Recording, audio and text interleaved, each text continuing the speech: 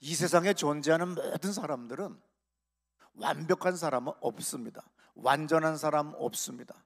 누구나 다 호르몬의 지배를 받게 되고, 그래서 이 호르몬의 언밸런스로 인하여 사람은 크게 조증, 우울증, 조울증, 이 세 가지 체질로 나뉘어져요.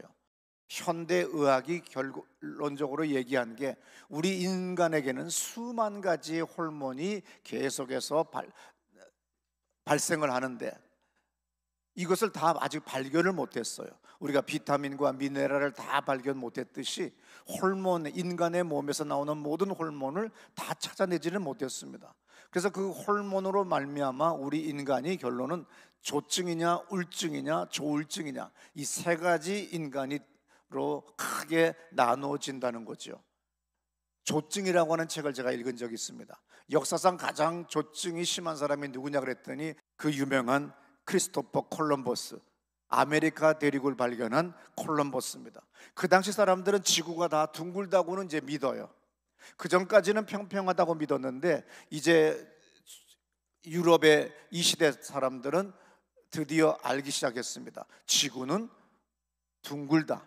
그래서 우리가 아직 서쪽 항로를 다 발견하지 못했지만, 스페인에서 대서양 쪽을 향하여 가는 것을 서쪽 항로라고 그래요.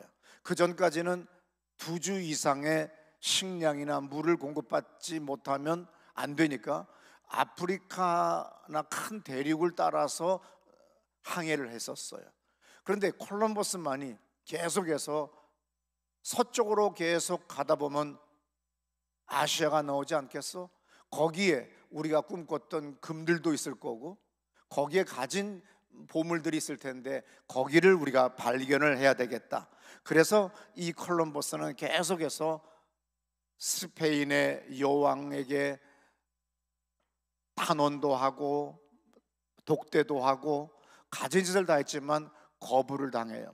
동생을 또 다른 나라에 보내서 다른 나라 왕들도 설득하지만 대개가 거절들을 합니다.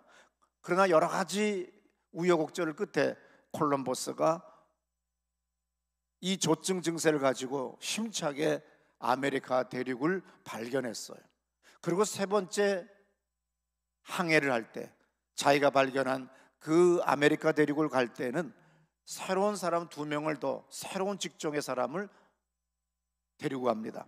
갈대아 신아람어와 히브리어에 능통한 사람 2사람을 데리고 갑니다. 왜냐하면 그쪽을 가다 보면은 분명히 에덴 동산이 있을 거다. 그러면 에덴 동산 주변에 있는 사람들은 갈대아 신아람어 아니면 히브리어 둘 중에 하나를 사용할 거야. 그러니까 그 사람들과 만나게 되면, 에덴 동산을 가게 되면 내가 그 사람들과 이야기하려면 이 통역사가 필요하지. 그래서 이 2사람을 데리고 왔어요. 언젠가 남아시아에 도착하면 에덴 동산에 도착을 하게 될 거고, 그러면 그 안으로 깊이 들어가게 되면 하나님의 천사가 막을 텐데, 괜히 들어가다가 맞아 죽으면 나만 손해니까 들어가지 말자. 그래서 지도에 보시면 트리니다드라고 하는 그러니까 남아메리카 가장 북쪽이죠. 쿠바 남쪽이죠. 저기에 트리니다드라고 하는 섬이 있는데 거기에 오리노코라고 하는 강이 있어요. 그 하구까지는 들어갔는데 더 이상은 들어가지 않아요.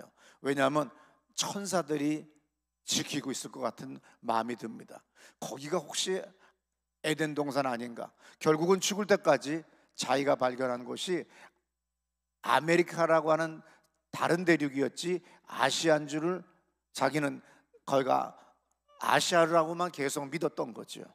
아무쪼록 콜럼버스는 철저한 자기 확신과 그 시대 잘못된 정보들을 가지고 한 번도 가보지 않은 곳을 확신차게 목숨 걸고 대양을 건너간 조증 환자입니다. 이 조증 환자의 반대가 뭐예요? 우울증 환자지요. 우리 성경에 보게 되면 예레미야는 우울증이 심했어요. 열왕기상 19장 3절부터 4절 보면 이런 말씀이 있죠.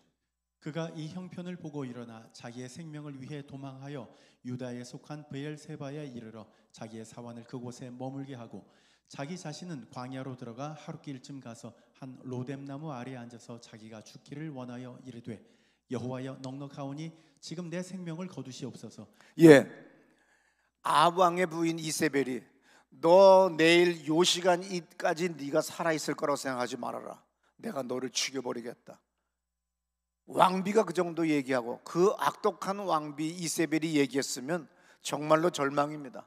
그 엄청난 조증과 같은 수준으로 아합 왕의 수레보다 더 빨리 달리고 그리고 엄청난 일을 하고 갈멜산 대결까지 했던 이 사람이 하루아침에 절망하기 시작하니까 우울해지기 시작하는데 내가 죽는 게 낫습니다.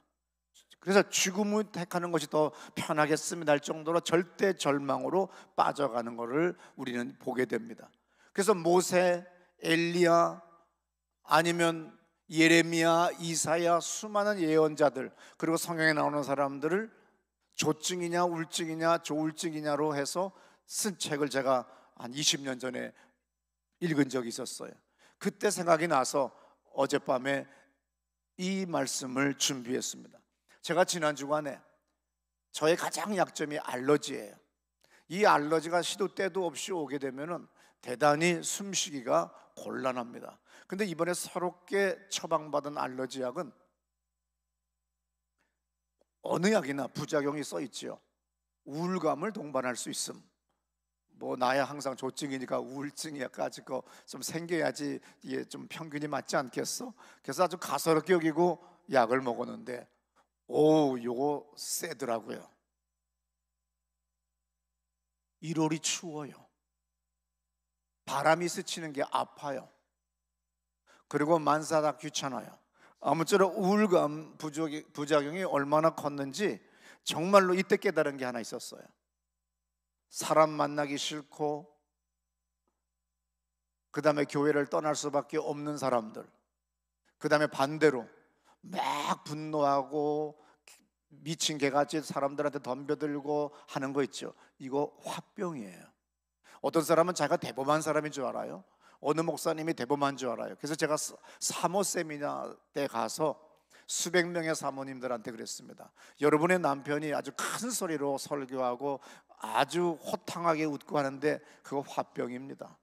그리고 버럭하고 화내는 것이 공의롭고 정의로워 보이지만 그거 문제 심각하니까 정신과에 보내서 빨리빨리 약 드세요. 그래야 교회가 부흥합니다. 교회 부흥하지 않는 이유가 뭔지 아세요? 화병을 못 고친 겁니다. 여러분 막 화가 나는 거, 부르르 떠는 거, 그리고 그냥 미친 개같이 싸우는 거, 이 전부 다가 내 것만 주장하고 나가는 것이 다 뭐냐면 그것도 화병이에요. 이것도 우울증이에요. 그래서 우울증 약을 먹어야 됩니다. 숨이 안 쉬어지지요. 이거 대단히 우울증이 심한 겁니다. 제가 20년 전에 교통사고로 아프리카에서 큰 고통을 겪었을 때 잠을 못 잤습니다. 숨이 안 쉬어지고 대화를 못했어요. 의사 약을 주면 제가 꼭 물어봅니다. 이 약은 뭡니까? 수면 보조제입니다. 이 약은 뭡니까? 심장 박동을 약간 줄여주는 약입니다. 이 약은 뭡니까? 우울증 약입니다. 내가 무슨 우울증입니까? 숨 안 쉬어지는 것도 우울증이고요, 성질 확 나는 것도 우울증이고요, 말 못하는 것도, 너무 성질이 나서 말 못하는 것도 우울증입니다. 그때 내가 자살해야 되겠다, 죽고 싶다, 이 사람만이 우울이 아니라 이 정반대도 우울증이라고 하는 걸 그때 깨달았어요. 제가 가끔 주일 예배 시간에 통성 기도하다 보면 교인들의 어떤 상태가 저한테 보일 때가 있어요. 그때 그 사람의 상태를 저는 알아봐요. 이분이 대인기피증이고 사람 만나는 걸 싫어하고 그리고 아주 심각한 우울증이구나. 그래서 제가 그분에 대한 기도를 할 때 있죠. 근데 그게 이 약 부작용으로 저한테 나타났는데 이거 심각하다는 걸 깨달았습니다. 그래서 저는 어젯밤까지도 설교 못 썼어요. 안 떠올라요. 만사 다 귀찮아요. 테레비도 즐겁지 않고 맛있는 것도 즐겁지 않고, 그래서 백화점을 가기로 했어요. 저는 좀 쇼핑을 하면 좀 콧바람이 좀 좋아지기 때문에 백화점에 갔는데 아무것도 사고 싶은 마음이 없어요. 저는 보통 백화점에 가면 자, 할머니, 권사님, 집사님 여러 명을 데리고 갑니다. 그러고 난 다음에 빵도 한 봉지씩 사주고, 그 다음에 뱅쇼도 사주고, 그 다음에 밥도 사주고 막 그래요. 정 살 것은 카메라도 하나 사요. 카메라. 그런데 카메라를 봐도 흥미가 없고, 예를 들어서 옷을 봐도 흥미가 없고, 음식을 봐도 흥미가 없어서 다시 떡볶이 집과 오뎅집에 와서 다시 떡볶이와 오뎅을 시켰는데 이것도 또 맛이 없어요. 아, 우울증이 이렇게 심한 거구나. 그래서 그 다음부터 제가 예전에 우울증으로 심한 고통을 겪는 교인들한테 힘내 했던 이 말이 얼마나 큰 죄악인가. 여러분, 누구 힘낼 줄 몰라서 힘내라고 해요? 그렇게 사는 거 아니야? 이런 소리 하는 것도 아니에요. 당해봐야 알겠더라고. 그래서 제가 이제부터는 위로를 해야 되겠다. 이번 주일부터는 우리 교인들 만나면 다 힘들었지, 추웠지, 날씨가 춥지. 여러분, 좋은 옷 사보세요. 안 추워요. 좋은 옷 사면 안 추워요. 그런데도 추워요. 그럼 우울한 거예요. 핫팩 붙여보세요. 뜨끈뜨끈하지. 그런데도 좋은 옷도 싫어요. 그래서 우리 모두가 다 이 겨울에, 지금 이 겨울이 무슨 겨울이에요? 깊은 겨울입니다. 한국의 겨울은 12월, 1월, 2월이 겨울입니다. 그럼 지금 1월 중순이면 깊은 겨울입니다. 우리는 겨울의 한가운데 와 있어요. 얼마나 추워요. 이럴 때 우리의 환경도 춥고 마음도 추워요. 영혼도 추워요. 모든 게 다 추워요. 이런 분들이 얼마나 많이 계시겠어요. 우리가 이럴 때일수록 서로를 위로하고 격려하고 축복해야 됩니다. 남편은 남편으로서, 가장은 가장으로서, 여성이든 남성이든 간에 한 가정을 이끌어갈 때 얼마나 힘겹고 벅차겠어요. 이 겨울에 24년을 어떻게 버텨야 할 것인가, 어떻게 살아야 할 것인가. 이런 한 분 한 분, 우리의 남편, 우리의 아내, 우리의 자녀, 부모들, 교인들을 격려하는 여러분 되시기를 축원합니다. 오늘 이렇게 조증, 호르몬으로 말미암아 조증 아니면 우울증, 조울증 이런 것들이 우리에게 나타날 때 귀신이 공격을 해와요. 이때 뒤집어 씌워지면 그때부터는 우리는 귀신짓 하고 있는 겁니다. 그때부터 인생은 어려워지기 시작하는 거예요. 그래서 디모데후서 1장 7절 이런 말씀 있죠. 다 같이 크게 읽습니다. 하나님이 우리에게 주신 것은 두려워하는 마음이 아니요 오직 능력과 사랑과 절제하는 마음이니. 네, 성령 하나님이 우리에게 주는 마음은 두려운 마음 아닙니다. 능력과 사랑과 근심하는 게 아니라 근신하게 해요. 잠언 4장 23절에 보면 모든 지킬 만한 것 중에 뭐를 더 지키라고요? 다 같이 읽습니다.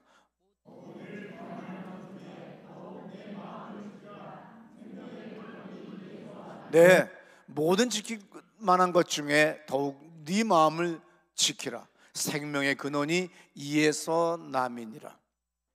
마귀는 모든 영역이 있는 사람들의 마음을 통해서 타락을 시킵니다. 대통령이든 왕이든 아니면 뭐 어린아이든 가난한 사람이든 어디 있는 사람이든 간에 다 그 마음을 통해서 오는 것이지, 나는 귀신이다 하면서 정면 공격해가지고서 귀신이 나타나면 누구나 피하고 대적할 수 있어요.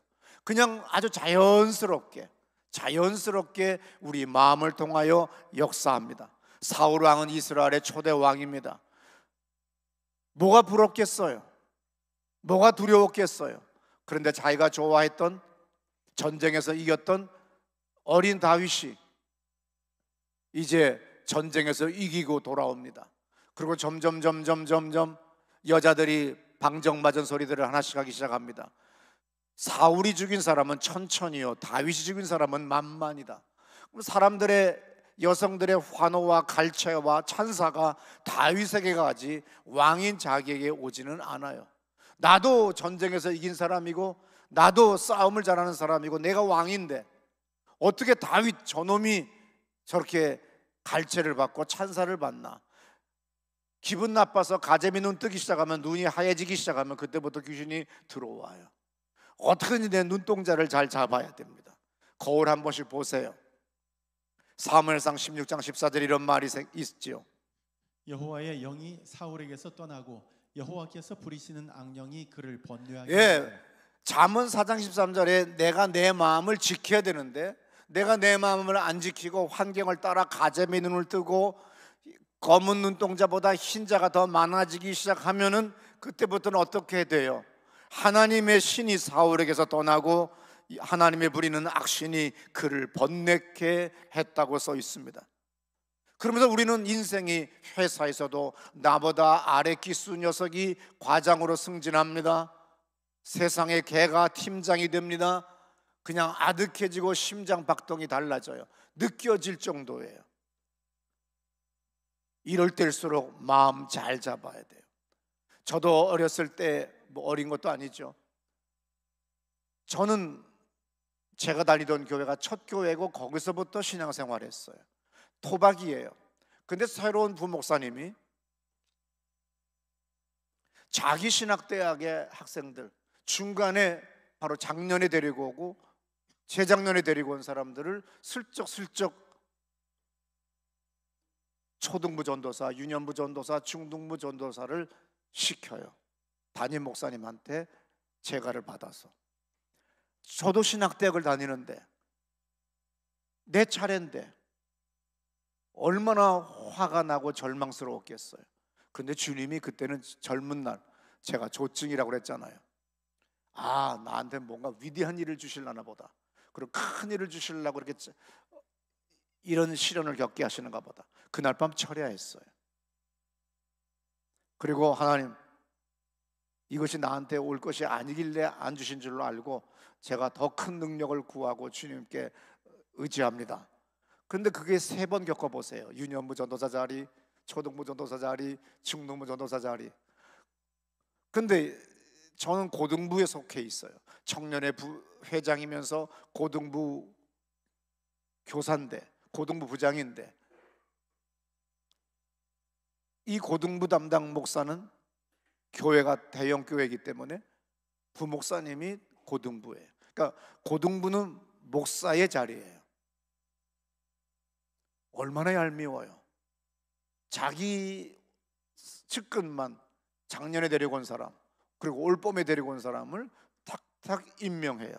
그리고 나는 여기에 박혀 있는 사람인데, 이 교회에 나는 원주민인데 나는 계속해서 따돌립니다. 그러나 나는 변함없어요. 밤마다 담임 목사님이 몇 년 전에 지시한 대로 정신병자, 귀신 들린 사람 있으면 밤새워 네 마음대로 기도해줘도 된다 그래서 그걸 늘 하고 있었어요. 어느 날 우연히 예배당 복도를 지나가다가 담임 목사님을 복도에서 만났어요. 목사님이 말씀하십니다. 너 요새 뭐하니? 아, 저 신학대학 다니죠. 그래? 그분이 좀 성격이 좀 강한 분입니다. 그래? 근데 왜 아무도 얘기를 안 했어? 너 내 방에 와. 그러더니 제가 그 방에 갔더니 금방 인터폰으로 재정실에 전화 걸더라고요. 야, 조이서가 신학대학 들어갔다더라. 편입했대. 등록금 가져와라. 얼마. 너 다시 얼마라고? 얼마입니다. 얼마란다. 근데 이미 큰 누나가 저 등록금 대줬거든요. 이미 다니고 있잖아요. 저 그걸로 내 생애 최초의 미놀타 카메라를 샀습니다. 그래서 제가 사진을 잘 찍어요. 어떻든 간에 몇 달 흘러 그 부목사님이 이민을 가게 됐을 때 부목사 자리인 고등부 전도사 자리에 제가 담당 전도사가 됐습니다.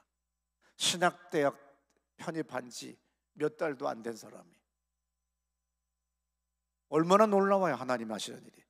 내가 만약에 아동부 전도사였었으면 계속 율동하고 아동부에 맞춘 설교만 했었을 거예요. 그런데 이 까탈스러운 고등학생들이니까 얘네들에게 맞춰서 설교하다 보니까 계속 설교가, 그 다음에 청년 담당, 대학부 담당, 전도사가 돼도 부족함이 없는 실력을 갖게 된 거예요. 주님은 더 좋은 거 주시려고 우리에게 연기시켜 주시고 기회를 다음 기회로 주시는 걸 믿으시기 바랍니다. 사무엘상 18장 9절에 주목했다라고 하는 말이 있어요. 주목이 뭐예요? 집착했다는 겁니다. 제가 이것을 정신의학적으로 풀어 쓴 사람의 책을 봤더니 경계성 성격 장애가 사울에게 대단히 많이 나타납니다. 통제할 수 없는 분노입니다. 치밀어 오릅니다. 그리고 극단적인 행동을 하고 격렬해집니다. 분노와 비판으로 살아갑니다. 여러분 절대로 직장에서 위상사나 또 여러분의 동업자가 너무 소리를 버럭버럭 지르거나 극단적으로 극렬해지고 그것은 정의롭고 공의로운 거 아닙니다. 피해야 될 사람이에요. 성경은 사울 왕의 행동에 대해서, 이상 행동에 대해서 분명하게 말을 했어요. 사무엘상 18장 10절입니다. 그 이튿날 하나님께서 부리시는 악령이 사울에게 힘 있게 내림에 그가 집안에서 정신없이 떠들어대므로 다윗이 평일과 같이 손으로 수금을 타는데 그때에 사울의 손에 창이 있는지. 하나님의 부리는 악신이 사울에게 힘있게 내림에 그랬어요. 하나님의 부리는 악신, 그건 뭐냐면 귀신이든 천사든 온 세상은 다 하나님 안에 있다는 뜻이에요. 그래서 하나님 부리는 악신, 결론은 귀신이 뭐예요? 사울에게 힘있게, 대단히 세게 미쳤다는 거죠. 쌍스러운 말입니다. 오늘 처음 오신 분 시험 들지 마세요. 지랄한다는 얘기죠. 그래서 옛날 성경에는 야류하는 고로 그랬어요. 그래서 다윗이 평일과 같이 왕을 위하여 수금을 타고 있는데 사울의 손에 창이 있는지라. 11절에 그가 스스로 이르기를 내가 내가 창을 던지면 어떤 일이 벌어져요? 다윗에게 창이 박히겠죠. 그리고 창이 뚫고 나와서 벽에 붙겠죠. 그만큼 강렬하게 던져버리겠다는 겁니다. 아예 벽에 붙어버리게 정도로 부착시켜버리겠다고 할 정도의 그런 증오스러운 마음으로 지금 사울 왕이 말합니다. 11절 들어보세요. 그가 스스로 이르기를 내가 다윗을 벽에 박으리라 하고 사울이 그 창을 던졌으나 다윗이 그의 앞에서 2번 피하였더라. 여호와께서 사울을 떠나 다윗과 함께 계심으로 사울이 그를 두려워한지라. 왜 저 사람이 나를 두려워합니까? 하나님이 나와 함께하면 세상 사람이 두려워합니다. 사람들은, 귀신들은 다 압니다. 하나님이 나와 함께하느냐, 귀신이 나와 함께하느냐 다 알고 있는 거예요. 악한 영이 덮치면 두려움과 근심이 옵니다. 그러나 하나님의 성령이 함께하면 담대함과 평안이 옵니다. 환경은 변하지 않았지만, 수입이 늘지도 않았지만, 부도 직전이지만 평안합니다. 담담합니다. 담대합니다. 믿으시기 바랍니다. 하나님은 하나님의 사람들에게 일을 시키려거나 복을 주실 때 담대함을 주세요. 예레미야 1장 18절부터 19절에 보게 되면 유다의 멸망을 예언하는 예레미야는 사실 두려웠어요. 그때 주님은 말씀하십니다. 18절 19절입니다. 보라, 내가 오늘 너를 그 온 땅과 유대 왕들과 그 지도자들과 그 제사장들과 그 땅 백성 앞에 견고한 성읍, 쇠기 등 성벽이 되게 하였은즉 그들이 너를 치나 너를 이기지 못하리니 이는 내가 너와 함께하여 너를 구원할 것임이니라. 여호와의 말이니라. 하나님은 백성 앞에 견고한 성읍, 쇠기둥, 노성벽이 되게 했다는 거죠. 그들이 너를 치나 이기지 못하리니 이는 내가 너와 함께하여 너를 구원할 것이기 때문이다. 이것은 나 하나님의 말이다. 이사야 50장 4절부터 7절에 보게 되면 유다와 예루살렘에 타락한 지도자들에게 예언할 때 얼마나 저항이 컸겠어요. 당신들 지금 실패하는 거다. 당신들 지금 하나님 뜻대로 가는 거 아니다. 그러면 얼마나 바른 말 하니 예언자가 얄미웠겠어요. 그래서 고관 대작들이나 권력을 가진 기득권 세력들은 어떻게든지 이사야를 때려잡고 싶은 마음도 있습니다. 그것을 사람인 거로 이사야도 당연히 느낍니다. 두려움이 있어요. 이때 4절 들어보세요. 주 여호와께서 학자들의 혀를 내게 주사 나로 곤고한 자를 말로 어떻게 도와줄 줄을 알게 하시고 아침마다 깨우치시되 나의 귀를 깨우치사 학자들 같이 알아듣게 하시도다. 예, 학자의 혀를 주시고 나로 곤핍한 자를 말로 어떻게 도와줄 줄 알게 하시고 아침마다 깨우쳐 주시고 나의 귀를 깨우치시가 학자같이 알아듣게 하시도다. 5절. 주 여호와께서 나의 귀를 여셨으므로 내가 거역하지도 아니하며 뒤로 물러가지도 아니하며 나를 때리는 자들에게 내 등을 맡기며 나의 수염을 뽑는 자들에게 나의 뺨을 맡기며 모욕과 침뱉음을 당하여도 내 얼굴을 가리지 아니하였느니라. 주 여호와께서 나를 도우심으로 내가 부끄러워하지 아니하고 내 얼굴을 부싯돌같이 굳게 하였으므로 내가 수치를 당하지 아니할 줄 아노라. 오늘 이사야의 이 말씀이 여러분들에게 힘이 되시기를 축원합니다. 2024년 추운 이 시즌을 지나갈 때 정말로 내 수염을 누가 잡아 흔들고 모욕을 하고 침을 뱉고 그럴지라도 하나님은 나를 부싯돌같이 강한 얼굴로 만들어 주셔서 7절에 내가 부끄러워 아니하고 내 얼굴을 부싯돌같이 굳게 하였은즉 내가 수치를 당치 아니할 줄 아노라 그랬어요. 하나님은 에스겔 예언자에게 강력한 자기 백성들에게 말씀을 선포하게 합니다. 이때가 에스겔이 약 30살 즈음에 유다 왕국이 멸망하고 바벨론이라고 하는 새로운 제국에 왕과 왕족과 귀족들과 제사장 가족들이 끌려갑니다. 왕은 쇠사슬에 묶였고 두 눈은 뽑힘을 당했어요. 젊은 제사장 입장에서는 눈이 뒤집어질 일입니다. 거의 실신 상태를 넘어 미치기 직전이죠.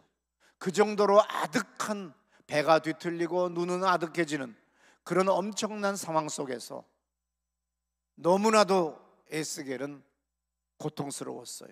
그걸 보는 장면이, 같이 끌려가고 있는 그 장면이죠. 그러니까 하나님의 영이 아주 강하게 임합니다. 하나님의 영이 강하게 임하니까 아주 이상한 예언만 합니다. 너는 왼쪽으로 며칠을 자라, 또 오른쪽으로 며칠을 자라, 또 너는 네 몸에 있는 모든 털을 다 깎아서 그리고 휘날려라. 얼마나 이상한 짓입니까? 모든 사람들이 볼 때. 그리고 너는 네 음식을 그 똥으로, 짐승의 똥으로 구워서 먹어봐라. 별 이상한 짓들만 다 골라서 하니 사람들이 얼마나 손가락질을 많이 하겠어요. 그러나 에스겔은 하나님의 영이 너무나도 강하게 임했기 때문에 두려워하지 아니하고 담담하게 주의 말씀대로 행동을 합니다. 그렇지만 또 막상 제정신 돌아오면, 자다가 일어나 보면, 또 아침 일어나 보면 주님의 영이 24시간 나와 함께하는 것도 아니고 다시금 제정신 돌아오면 못하겠어요. 못 나가겠어요. 못 일어나겠어요. 우리 아침에 이 잠이 영원했으면, 그리고 그냥 입으로 확 뒤집어 쓰고 싶을 때가 있잖아요. 오늘 카드는 어떻게 막아? 오늘 저 새끼는 또 만나야 되지. 이런 여러 가지 마음들이 있는 건 사실인데, 교회 가서 저 옆에 내 얼굴을 또 봐야 돼, 여기까지는 정말 기도하셔야 됩니다. 교회가 마지막 여러분의 보루예요. 여러분 이 교회까지 떠나면 이제 끝나는 거예요. 완전히 마귀의 밥이 되는 거예요. 어떻게든지 주님이 이렇게 좋은 교회 주셨잖아요. 문이 많아요. 우리 교회는 저의 뱃내가 저쪽에 앉는다는 걸 우리는 항상 알기 때문에 우린 다른 입구로 오면 돼요. 저 인간이 저쪽 대문으로 들어오기 때문에 나는 양원역으로 들어오면 돼요. 그리고 저 인간 뒤통수 쳐다보고 앉아 있으면 되니까. 저 뒤에 계신 분들이 되게 그런 것 같기도 하고, 개척교회는 어쩔 수 없이 떠나요. 왜? 입구가 하나예요. 그리고 빤해요. 50석, 40석, 30석인데 뭘 피하겠어요. 그냥 우리는 그냥 앞뒤로, 그리고 멀리, 그래도 이 출입구가 크게 세 군데로 퍼져 있고 나갈 구멍이 버스, 전철, 자가용 무엇든지 갈 수 있기 때문에 참 좋은 교회입니다. 그러므로 저 꼭대기에 혼자 홀로 앉으셔서 깊은 묵상을 한 사람 한 사람의 뒤통수를 당구공으로 생각하고 내가 이걸 쳐가지고 저것들을 다 날려버리겠다는 그 심보 다 우리 나오는 거 알아요. 그러나 주님은 그 마음을 아세요. 여러분을 격려하고 붙잡기를 원하시는 주님의 사랑을 이 아침에 받으시기를 축원합니다. 에스겔 3장 7절에 에스겔의 이런 말씀이 기록되어 있습니다. 그러나 이스라엘 족속은 이마가 굳고 마음이 굳어 내 말을 듣고자 아니하리니 이는 내 말을 듣고자 아니함이니라. 3장 9절에 내가 그들의 얼굴을 대하도록 네 얼굴을 에스겔의 얼굴을 굳게 하였다. 그들의 이마를 대하도록. 그들의 이마가 이미 굳었잖아요. 얼마나 단단합니까? 그래도 이사야 시대 때는 이만큼 심하지는 않았어요. 그래서 이사야의 얼굴을 부싯돌같이 만들어주겠다고 그랬는데 지금 여기 에스겔 시대 때 사람들은 얼마나 악했는지 하나님께서는 그들의 이마를 대하도록 네 이마를 굳게 하였다. 9절에 뭐라고 썼느냐면 네 이마로 화석보다 굳은 금강석 같이 하였으니, 화석이 뭡니까? 초르라고 하는 단어로 돼 있어요. 구약 성경에 2번 나옵니다. 십보라가 아브라함 대신 아들에게 할례 행할 때 쓰던 돌이 초르예요. 출애굽기 4장 25절과 오늘 여기 본문 딱 2번만 나오는 단어입니다. 초르라고 하는 이 돌은 경도가 굉장히 높은 돌입니다. 그런데 이 초르보다 더 강한 뭐에 금강석같이 스와마르, 구약에 11번 나오는 단어입니다. 뭐예요? 오늘로 얘기하면 다이아몬드로 만들어주겠다. 이것이 축복이란 뜻이 아니라 하도 인간들이 대적을 하고 내 이마가 다 깨지고 내 인생이 다 찢어지는 것 같아요. 그러니까 절대로 깨지지 않는 것, 돌을 쪼갤 수 있고 쇠를 갈아낼 수 있는 것이 다이아몬드. 그래서 너의 이마를 금강석으로 만들어주겠다. 좀 뻔뻔해져라요. 저의 펜나가 뻔뻔하냐? 너는 뻔뻔해라. 아무쪼록 우리의 가족과 자신과 자녀들에게 금강석 이마 같은 담대함을 달라고 기도하세요. 우리가 살아가는 세상은 우리를 두렵고 불안하게 만드는 건 사실입니다. 마귀는 절박한 상황으로 우리를 몰아붙이고 악한 귀신은 우리를 초조하고 조급하게 만들어요. 그래서 자신을 판별해 봐야 됩니다. 환경은 어렵고 변하지 않아도 평안한지, 그러면 성령에 속한 거예요. 수입도 괜찮아요. 지난달보다 모든 지표가 좋아졌어요. 우리 집안에, 그리고 내가 사업하는 이 사업의 모든 지표가 다 좋아요. 그런데도 왠지 불안하고 초조하고 잠이 안 와요. 그러면 지금 내가 내 마음 귀신이 역사하도록 내버려 둔 겁니다. 내 마음의 문을 굳게 닫아야 돼요. 오직 주님께만 열린 문이 돼야 됩니다. 아가서에서 나의 마음은 오직 주님께로만 열려진 우물이라고 그랬어요. 기독교인은 종말을 믿는 사람입니다. 심판을 믿는 사람입니다. 종말론자예요. 그렇다고 해서 종말이 온다고 오늘 이단 사이비에 빠진 사람들이 뭡니까? 직장을 집어치우고 집을 팔아붙이고 그리고 어느 특정 지역에 모여서 집단으로 살아가고 그러면서 기성교회들을 막 욕하고 판단하고 정죄하면 이게 벌써 귀신 들린 거예요. 성령이 임하면 모든 것을 용납하고 이해해주고 대범하고 용서하며 축복합니다. 그런데 기성교회들을 다 욕을 해붙여요. 기성 종교를 다 욕해요. 우리 기독교는 종말을 믿어요. 언젠가 심판이 있고 세상은 끝이 있어요. 우리 인생의 끝도 있어요. 그런데 이 끝이 내년일지 내후년일지 세상의 끝보다 더 중요한 건 내 인생의 끝이 더 빠르다는 겁니다. 그러면 주어진 날 우리는 저 영혼을 위하여, 영생을 위하여 준비할 수 있는 자세를 가져야 돼요. 스피노자가 뭐라고 했습니까? 내일 종말이 올지라도 나는 사과나무를 심는다고 그랬잖아요. 그리고 언제든지 종말이 올 것을 대비해서 뭘 해야 됩니까?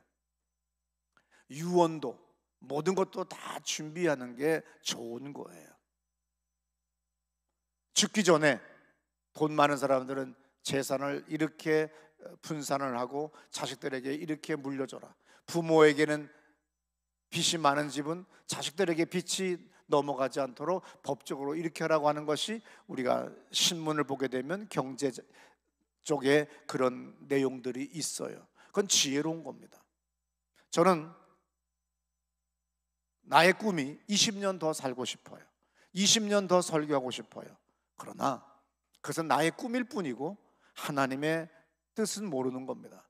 그래서 이왕이면 나는 아침마다 이현정 청년이 항상 카메라로 이제 교인들을 찍기 위하여 내 방에 와서 카메라를 가져가요. 그때마다 제가 뭐라고 합니까? 야, 프로필 사진 겸 영정 사진 하나 잘 찍어봐라. 그래서 매주 찍어요. 그래서 쭉 모아놓습니다. 그리고 다른 교회 설교 갈 때 프로필 사진 달라고 하면 거기서 골라줘요.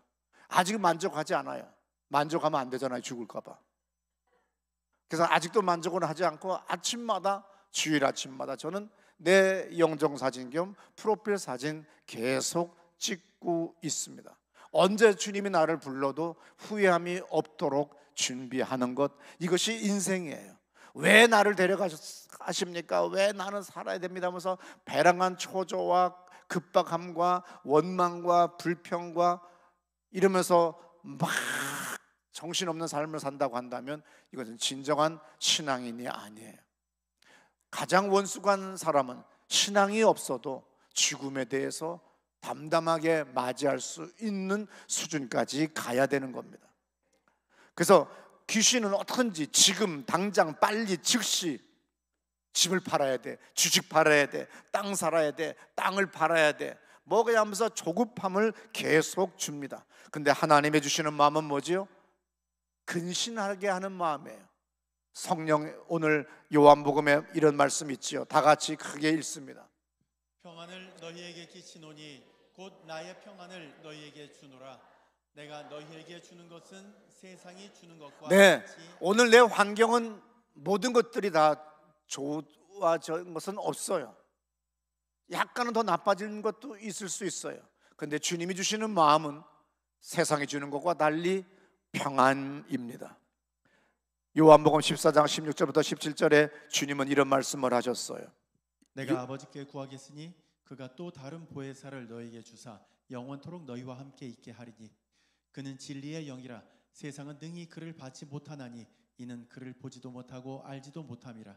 그러나 너희는 그를 아나니 그는 너희와 함께 거하심이요 또 너희 속에 계시겠음이라. 예, 그래서 이 성령 하나님이 우리와 함께 하실 때 갈라디아 5장 22절부터 23절에 보면 성령께서 맺어주시는 열매는 사랑, 기쁨, 평화, 인내, 친절, 선행, 진실, 그리고 온유, 그리고 절제라.